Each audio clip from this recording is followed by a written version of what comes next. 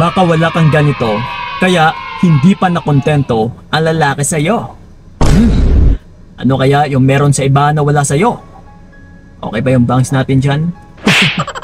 Well, so ganon. Kung napapansin ninyo na bakit naghahanap pa ng iba yung mga partner ninyo na lalaki, or kung minsan nangangaliwa pa, yung tipong hindi pa nakokontento sa'yo. And ito, real talk na rin.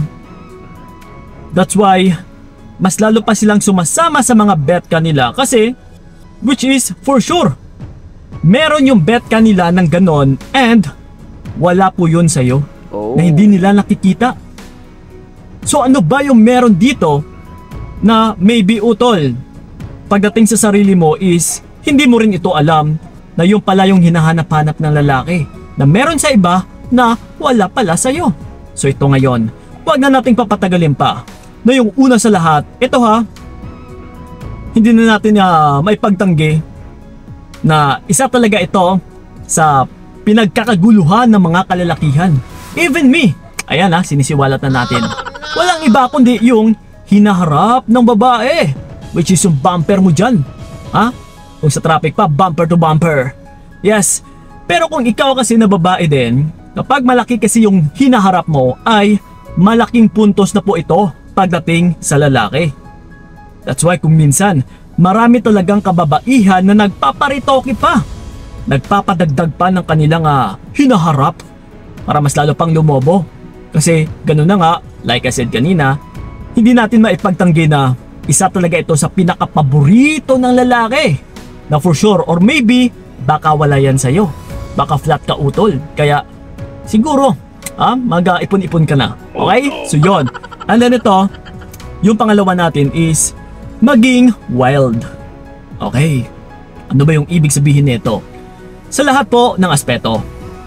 Hindi lang na maging wild ka sa kama. Kasi iba rin kasi yung dating sa amin mga utol na mga kalalakihan na yung tipo na babae na yung kung titignan mo physically is napakamahinhin. Okay? And then Maria Clara mag-suot or mag-pananamit. Pero pagdating pala sa lampungan is napaka-wild. Or lalong-lalo na kapag usaping tsuktsakan. Na marami palang alam. Yung tipong hindi rin nagpapahuli. Kasi again and again isa rin talaga ito sa hinahanap-hanap ng mga kalalakihan. Yung tipong kung ano man yung napapanood namin sa website, alam nyo na siguro yung ibig kong sabihin or yung tinutukoy ko na yung mga malalaswa dyan na mga panoorin. Kung ano kasi yung napapanood din ng mga kalalakihan ay kung minsan, ito po yung mga gusto naming mararanasan. So kung ikaw na babae, yung tipong hindi ka wild manamit, napaka Maria Clara mo, pero medyo may kaseksihan konti. Lalong-lalo na kapag malaki yung iyong hinaharap and then medyo palabas ka ng konting puwet ng bata, ng baby. Yun.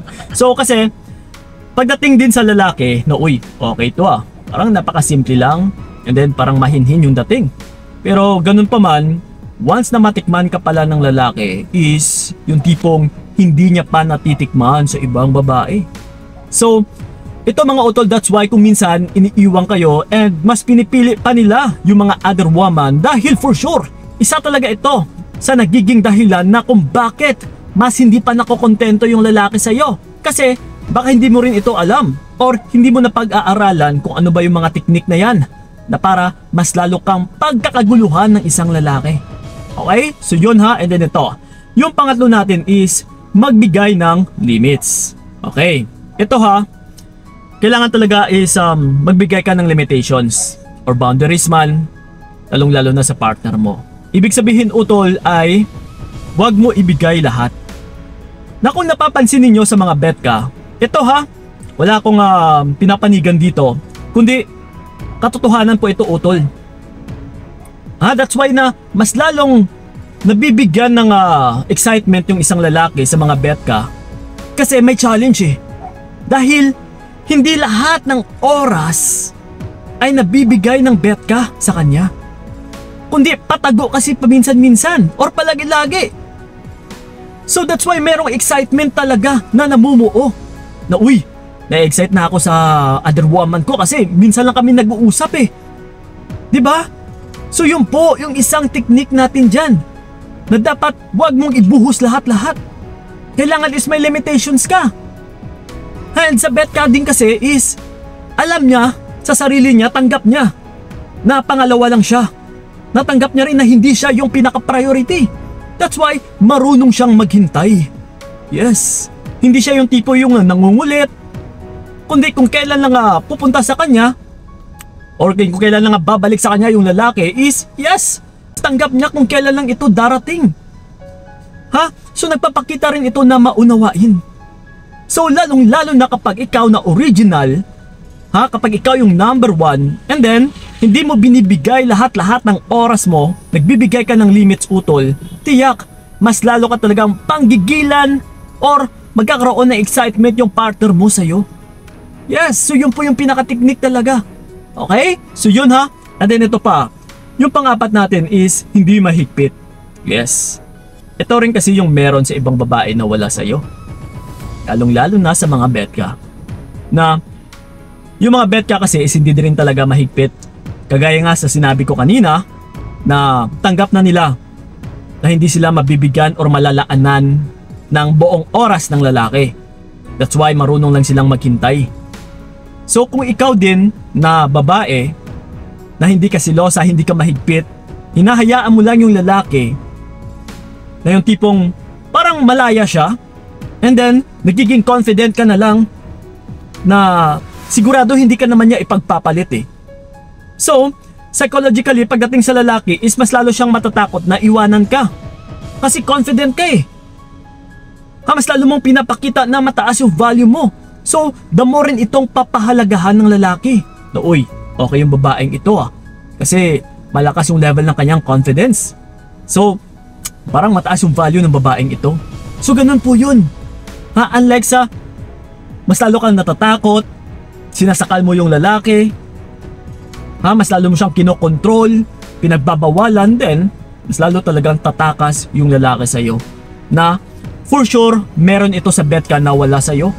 Kasi ikaw is mahigpit, yung betka is hindi. Hinahayaan niya lang. So yun po din yung isang pinaka-technique talaga kung bakit hindi pa nakokontento yung lalaki sa isang babae. Okay? Dahil nga po sa pagiging mahigpit. So yun and then ito, yung panghuli natin is walang iba kundi yung kailangan nagpapaganda ka. Palagi. Always talaga to. Na hindi talaga dapat ito nawawala utol. Hindi porket pumasok ka na sa relationship is hahayaan mo na yung physical appearance mo, yung physical looks mo, na kampante ka na hindi mawawala yung lalaki na yan kasi may jowa ka na eh. So siguro hindi na ako magpapaganda kasi napakahirap, time consuming. Yes, na magpapaganda ka kung minsan 'di ba yung mga babae umaabot ng 1 oras para lang sa pagpapaganda. Pero ganun pa man mga utol, malaking factor po kasi ito pagdating sa aming mga lalaki. 'Di ba kung napapansin niyo sa physical anyo or sa physical na looks ng isang babae, sa hubog ng katawan is naaakit talaga yung lalaki. And lalong-lalo na sa kagandahang pagmumukha ng isang babae, diyan talaga kami naaakit. So yun po kung minsan yung dahilan na kung bakit hindi nagkakaroon ng kontento or ng contentment yung isang lalaki sa iisang babae. Kasi maybe ikaw utol, pinapabayaan mo rin kasi yung sarili mo. Nagiging mahigpit ka na, yung tipong wala ka nang ibang iniisip kundi yung relationship ninyo, yung partner mo. So tiyak, masasakal at saka masasakal talaga yung partner mo. And mas lalo kanya makikita na mababa yung level ng iyong confidence. Na for sure, mababang babae ka rin or low value. Yan talaga yung maiisip nun. Okay? So yun po, yung mga tanging sekreto natin na kahit ako utol, isinisiwalat ko sa inyo na meron talaga na mga kababaihan na walang kaalam-alam, and meron din kasing mga babae na alam nila kung ano talaga yung mga kahinaan ng lalaki. So that's why hindi pa nakokontento yung lalaki sa inyo. Okay? So yun na po mga utol, sana'y nakatulong yung video na ito. Ayan, padilim ng padilim tayo kasi parang nalulobot yung ilaw natin. By the way, so yun na nga po, maraming salamat. So ingat kayo, God bless and babush! Binigay ko lahat para wala kang masabi. Kaya nga hindi ko